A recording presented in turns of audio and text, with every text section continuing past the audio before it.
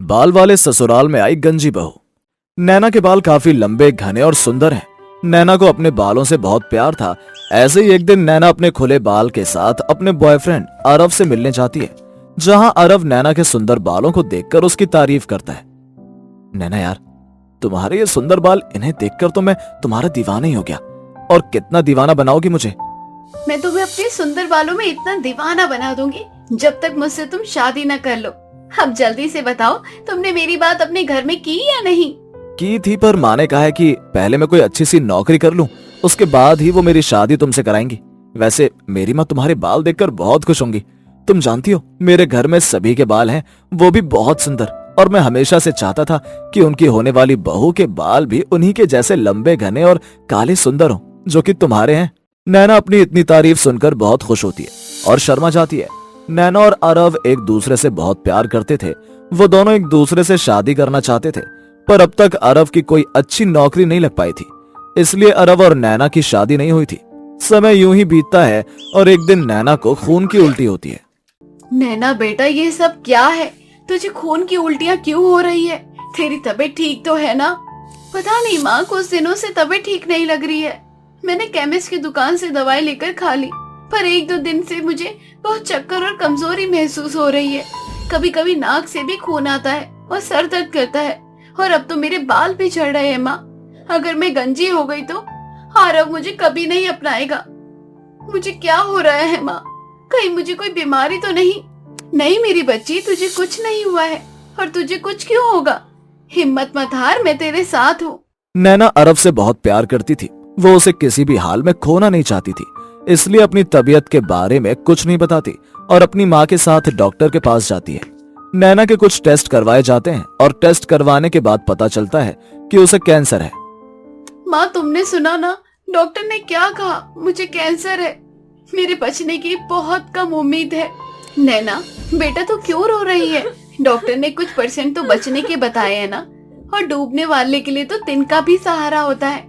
मैं तेरा अच्छे से इलाज करवाऊंगी, देखना तू इस बीमारी को जल्द ही हरा देगी। पर माँ, अगर आरव को पता चल गया कि मुझे बीमारी है और उसने मुझे छोड़ दिया तो मैं क्या करूंगी? मैं तो उसके बिना मर जाऊंगी। नैना अरव को खोना नहीं चाहती थी, इसलिए वो अरव से ये सच छिपा लेती है। अब इसी तरह से कुछ दिन बीत जाते हैं और समय के साथ नैना के बाल और भी ज्यादा झड़ने लगते हैं। ऐसे ही एक दिन नैना अरव के साथ एक रेस्टोरेंट में बैठी होती है और तभी अचानक से नैना को खांसी होती है और खांसी के द्वारा नैना के मुंह से खून निकलता है। नैना के मुंह से निकलता खून देखकर अरव घबरा जाता है और नैना से कहता है, नैना तुम ठीक तो हो ना? सच सच बताना, तुम्हें क्या हुआ है? और समय के साथ साथ तुम्हारे बाल भी बहुत पतले हो गए। क्या तुम मुझसे कुछ छिपा रही हो? कुछ भी ठीक नहीं है आरव। आरव, मुझसे वादा करो, अगर मैं तुम्हें सच बताऊंगी तो तुम मुझे नहीं छोड़ोगे। तुम मेरी जिंदगी हो नैना, मैं तुम्हें कभी नहीं छोड़ सकता। और मुझे बताओ, क्या हुआ है तुम्हें? आरव, मुझे कैंसर है। बहुत जल्द मेरे सुंदर बाल, जो तुम्हें बहुत अच्छे लगते थे, वे मुझसे छीन जाएंगे और मैं गंजी हो जाऊंगी। डॉक्टर ने मेरे जीने के चांसेस बहुत कम बताए हैं। नैना, तुमने सोच भी कैसे लिया कि ऐसे समय में मैं तुम्हें छोड़ दूंगा? ऐसे समय में मैं और भी तुम्हारे साथ रहूंगा, और मुझे तुमसे प्यार है, तुम्हारे बालों से नहीं। अगर तुम एक बार ठीक सच जानने के बाद भी आरव नैना को नहीं छोड़ता, पर कैंसर की वजह से नैना को अपने बाल खोने पड़ते हैं। अब नैना पूरी तरह से गंजी हो जाती है, पर फिर भी अरव नैना का साथ नहीं छोड़ता और उससे शादी कर लेता है। शादी के बाद अरव के सभी घर वाले बहुत खुश थे, क्योंकि उन्हें जिस नैना के बारे में पता था उसके बहुत सुंदर बाल थे। पर जब वो लोग घर में गंजी दुल्हन को देखते हैं तो सब उसका बहुत मजाक उड़ाते हैं, साथ ही साथ उसे ताने भी देते हैं। कल मुंही कहेगी, तेरी वजह से मेरे बेटे ने झूठ कहा कि मेरे होने वाली बहू के सर में बहुत बाल है, पर यहाँ तो तू गंजी निकली। एक बार तू अपने ससुराल वालों के सर को देख, सबके सर में बाल है, बस एक तेरे ही सर में खुला मैदान है। माँ, मैं तो तुम्हें पहले से ही कहती थी, भाई की बात पर विश्वास मत करो। वे अपनी जिद मनवाने के लिए किसी भी हद तक झूठ बोल सकता है। माँ, मैं तो इस लड़की को अपनी भाभी नहीं मानती। ऐसी गंजी औरत भला मेरी भाभी सपनों में भी नहीं बन सकती। सही है आशा बहन, तुम्हारे घर में सभी के सर पर बाल हैं, एक तुम्हारी बहू ही गंजी निकली। वैसे मुझे बड़ी हंसी आ रही है तुम्हारी बहू को गंजा देखकर। इसने तो अपने बालों की तरह तुम्हारी इज्जत की भी सफाई कर दी। वहां खड़े सभी लोग नैना के गंजेपन का मजाक उड़ाकर वहां से चले जाते हैं। आशा देवी भी नैना को अपनी बहू अपनाने से मना कर देती है। समय यूं ही गुजरता है, पर अरव अपनी बीवी का साथ नहीं छोड़ता। ऐसे ही एक दिन जब अरव देखता है कि उसकी माँ नैना को खरी खोटी सुना रही है, तो अरव से बर्दाश्त नहीं होता और आखिरकार वो अपने घर वालों को सारी सच्चाई बता देता है।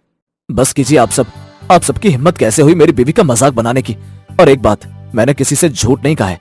कोई तेरी बीवी का मजाक नहीं उड़ा रहा, जो सच है बस हम वही कह रहे हैं। और तूने अगर हमसे झूठ नहीं कहा तो क्या बोला? देख अपनी बीवी का गंजा सर और गिनकर बता मुझे कितने बाल हैं तेरी बीवी के सर पर। अरे तुझे शर्म नहीं आई गंजी बीवी उठाकर लाते हुए? तेरी इस गंजी बीवी की वजह से पूरे मोहल्ले में मेरी नाक कट गई। माँ, क्या आपके लिए किसी के सर के बाल और आपकी इज्जत किसी की जान से ज्यादा प्यारी है? नहीं यार, आप कुछ मत बोलो, चुप हो जाओ मेरे लिए। नहीं नैना, मैं चुप नहीं बैठूंगा। माँ, नैना के बाल इस घर में सबसे सुंदर थे। मुझे नैना के बालों से भी प्यार था और नैना तो अपने बालों पर मरती थी, पर नैना की बीमारी ने उसके सुंदर बाल छीन लिए और उसकी जिंदगी में गंजापन ला दिया।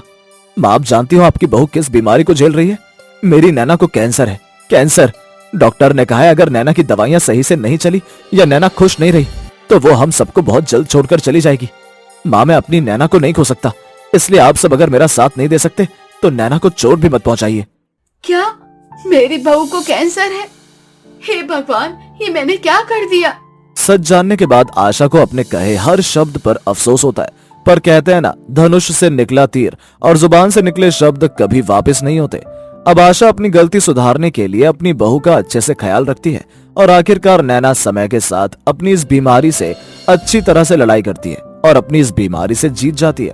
जया बहुत गरीब थी, दिल से बहुत अमीर थी। जया की सास के गुजर जाने के बाद जया अपनी 2 नंदों की शादी बड़ी ही धूमधाम से और शहर के सबसे बड़े बिजनेसमैन के घर में करती है। दोनों नंद की शादी एक ही घर के रहने वाले 2 भाइयों से हो जाती है। नंद की शादी के बाद जया और उसके पति के ऊपर बहुत सारा कर्ज हो जाता है। ऐसे ही एक दिन कर्जदार जया के घर आता है। अरे भाई, तुम लोगों को कर्ज दिए हुए कितना समय हो गया है? मेरा कर्ज मुझे वापस मिलेगा या नहीं? ब्याज तुम लोगों का दिन प्रतिदिन बढ़ते ही जा रहा है, लेकिन तुमने अभी तक मेरा कर्जा पूरा नहीं किया है। आखिर चाहते क्या हो? कर्जा देने का मन है भी या नहीं? भाई साहब, माफ करना हमें कि आपको इतनी तकलीफ हो रही है हमारी वजह से। बाकी थोड़ा सा समय दे दीजिए, हम आपके घर पर आपको दे देंगे। दरअसल अभी मेरे पति का काम छूट गया है, जिस वजह से घर की आर्थिक हालत और ज्यादा खराब हो गई है। अरे तो मैंने ठेका ले रखा है क्या? कर्जा लेते समय तो तुम्हें अच्छा लगा, लेकिन जब देने की बारी आई तो तुम्हें देने में दिक्कत हो रही है। 2 महीने का समय और दे रहा हूँ। अगर 2 महीने के अंदर तुमने मेरा कर्जा वापस नहीं किया तो मैं तुम्हें ना इस घर से निकाल कर बाहर फेंक दूंगा। उसके बाद झोपड़ी बनाकर रहना या फिर किराए के घर में रहना, मुझे इससे मतलब नहीं है। तभी वहाँ जया की दोनों नंद प्रिया और नेहा आती है और कर्जदार भी उनके आने पर वहाँ से चला जाता है। तभी प्रिया अपनी भाभी से बोलती है, अरे भाभी, ये कर्जदार फिर से आया आपके पास? अरे भाभी मेरी, कंजूसी का क्या करना, अब तो इसका कर्ज वापस कर दो। हाँ प्रिया, कर देंगे कर्ज वापस, लेकिन अभी तुम्हारे भैया का काम नहीं चल रहा है, तो वे 15 दिन से घर पे ही बैठे हुए हैं। तुम दोनों यहाँ बैठो, मैं तुम दोनों के लिए चाय नाश्ता लेकर आती हूँ, फिर बात करते हैं खूब सारी। जया उनके लिए चाय नाश्ता लेकर आती है। दोनों नंद अपनी भाभी से बोलती है, भाभी मैं क्या कह रही थी, कल हमारे घर पूजा है और घर में ना बहुत सारा काम पड़ा हुआ है। ऐसे समय में आप हमारी भाभी काम नहीं आओगे तो कौन काम आएगा? कल आप समय पर आ जाना, बहुत सारा काम है पूजा का। अच्छा ठीक है, मैं आ जाऊंगी। दरअसल भाभी, हमारी नौकरानी ना गांव गई है, उसका बेटा बीमार है और हम दोनों अकेले कितना सारा काम कर पाएंगे, इसलिए हमें ना आपकी जरूरत है, तो आप हमारी मदद करोगी ना? अरे ये भी पूछने वाली बात है, मैं कल समय से आ जाऊंगी और घर का सारा काम कर दूंगी, तुम बिल्कुल भी चिंता मत करो। ऐसे ही अगले दिन जया अपनी नंद के ससुराल जाती है। जैसे ही जया वहां जाती है, दोनों नंद अपनी भाभी को किचन का काम थमा देती है और खुद फोन पर अपनी सहेलियों से बातचीत करने लग जाती है। धीरे धीरे जया घर का सारा काम अच्छे से खत्म कर देती है। तभी वहां पर प्रिया की सहेली आती है और प्रिया अपनी सहेली से बातचीत करने लगती है। तभी जया प्रिया से बोलती है, प्रिया, मैंने सारा काम खत्म कर दिया, और कोई काम है क्या? भाभी, घर का काम तो आपने कर दिया, अब आप ना घर चले जाओ। आपको तो पता है ना कि हमारे रिश्तेदार कितने अमीर हैं, सारे बड़े बड़े बिजनेसमैन हैं, और आपको अगर किसी ने देख लिया ना तो हमारी बहुत बेइज्जती हो जाएगी, इसलिए आप घर जाओ। पूजा का जो प्रसाद होगा तो मैं घर भिजवा दूंगी आपके लिए और भैया के लिए। और अगर किसी ने पूछ लिया ना कि आप कौन हो, तो बोल देना कि मैं आपकी मालकिन हूँ। आपको समझ आ गया ना भाभी? रिश्ते ना स्टेटस देखकर निभाया जाता है। अब तुम दोनों बिल्कुल भी टेंशन मत लो, मैं किसी को कुछ नहीं बताऊंगी। जया को अपनी नंद का ऐसा व्यवहार बहुत बुरा लगता है और वह घर आ जाती है। यूं ही 5 साल गुजर जाते हैं और इन 5 सालों में जया और उसका पति दोनों ही जी जान लगाकर खूब मेहनत करके अपना एक आलीशान घर बना लेते हैं। उनके पास अब किसी भी चीज की कोई कमी नहीं थी। जया और उसका पति ने खूब संघर्ष किया था अपनी किस्मत को बदलने के लिए, और इस दौरान नेहा और प्रिया ने जया और उसके पति को पहचानने से इनकार कर दिया था।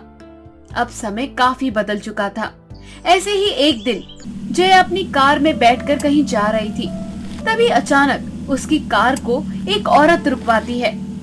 जया जैसे ही कार रोकती है तो वो देखती है कि वह औरत उसकी नंद प्रिया है, जिसकी हालत एक फटीचर वाली थी। प्रिया अपनी भाभी को इस तरह देखकर बहुत हैरान हो जाती है और रोते हुए अपनी भाभी को गले लगा लेती है और कहती है, भाभी, मुझे माफ कर दो, मैंने हमेशा आपको नीचा दिखाया है सिर्फ अपनी अमीरी के कारण, और आज वो अमीरी ही हमारे पास नहीं है। मेरा पूरा परिवार सड़क पर आ गया है, मुझे मेरे कर्मों का फल मिल गया है। भाभी, सही कहा है किसी ने, जो दूसरों का अच्छा नहीं कर सकता उसका भगवान भी अच्छा। इतना बोलकर जया प्रिया को अपने घर ले जाती है, जहाँ प्रिया अपनी भाभी से बोलती है, भाभी, मैं अपने किए पर बहुत ही शर्मिंदा हूँ। मुझे बहुत घमंड था अपनी अमीरी पर।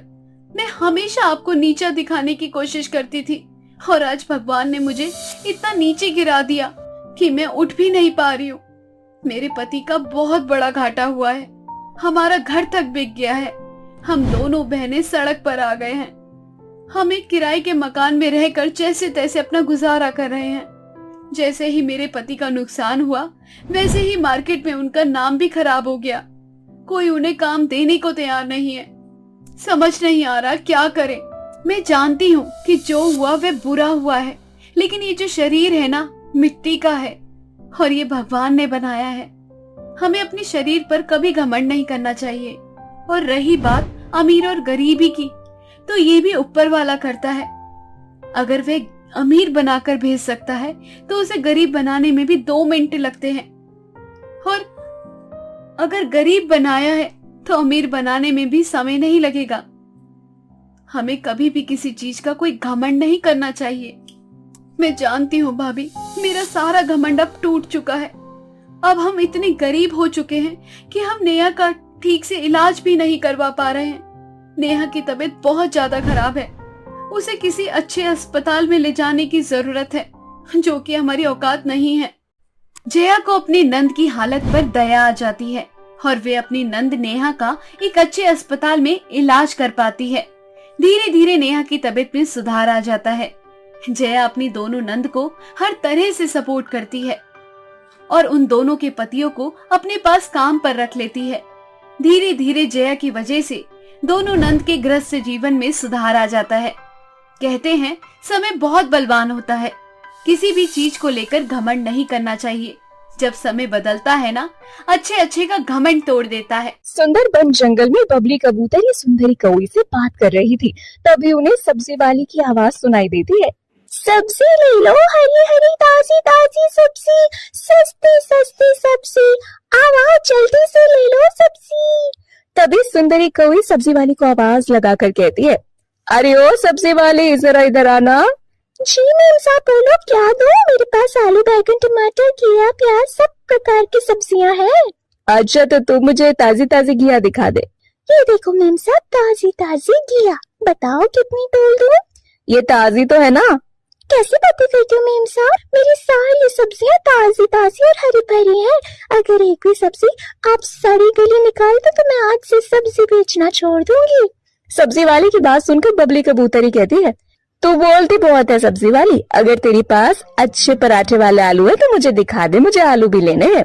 ये लीजिए मेम साहब, ताजे पहाड़ी आलू, इन आलू से पराठे बनाकर देख लेना, अगर पराठे अच्छे नहीं बने तो मेरा नाम भी चिंकी नहीं। सुंदरी कौवी और बबली कबूतरी अपनी पसंद की सब्जी खरीदती है और सब्जी वाली को पैसे देकर वहाँ से जाने लगती है। उसी समय सामने से सुंदरी कौवी का बेटा कालू कौवा आ रहा था। वो अचानक सब्जी वाली से टकरा जाता है और सारी सब्जियां नीचे गिर जाती है। तभी कालू कौवा चिंकी चिड़िया से बोलता है, अरे ओ सब्जी वाली, तेरी आंखें नहीं है क्या?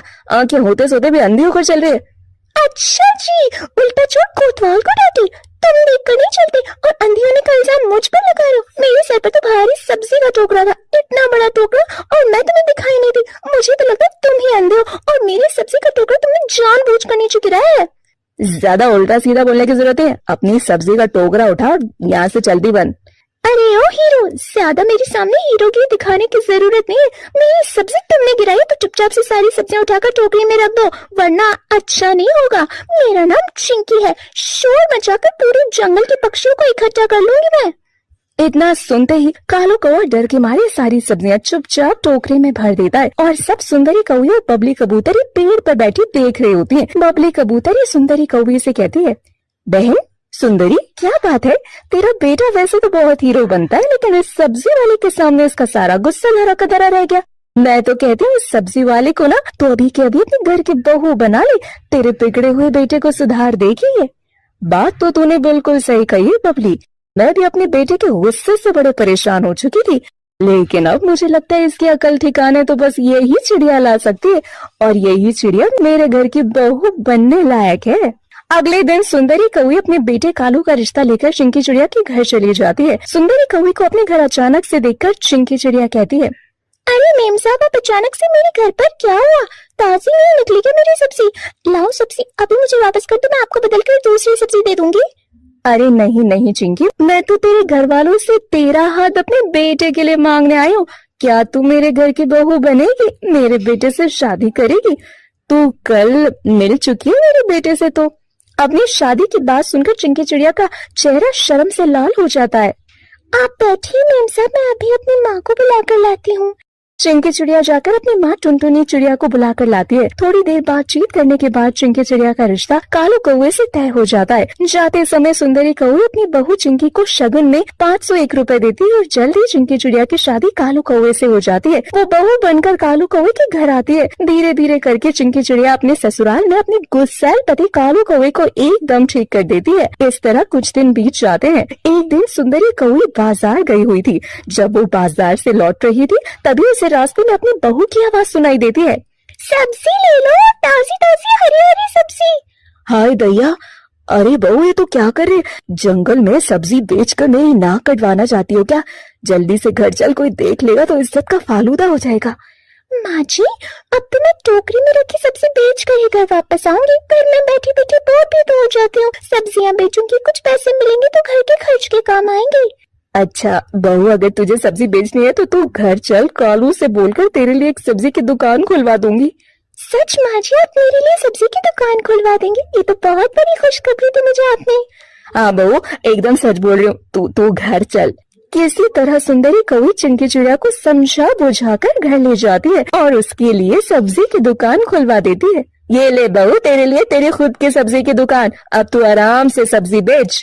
अपनी खुद की सब्जी की दुकान देखकर चिंकी चिड़िया बेहद खुश होती है और सभी खुशी खुशी रहने लगते हैं। दोस्तों, ये थी हमारी आज की कहानी। क्या आपको पता है चिंकी चिड़िया क्या काम किया करती थी? दोस्तों, अगर आपको पता है तो आप अपना आंसर हमें कमेंट सेक्शन में कमेंट करके जरूर बताएं। साथ ही वीडियो को लाइक जरूर करें, चैनल को सब्सक्राइब करना और बेल आइकन को दबाना बिल्कुल भी ना भूलें।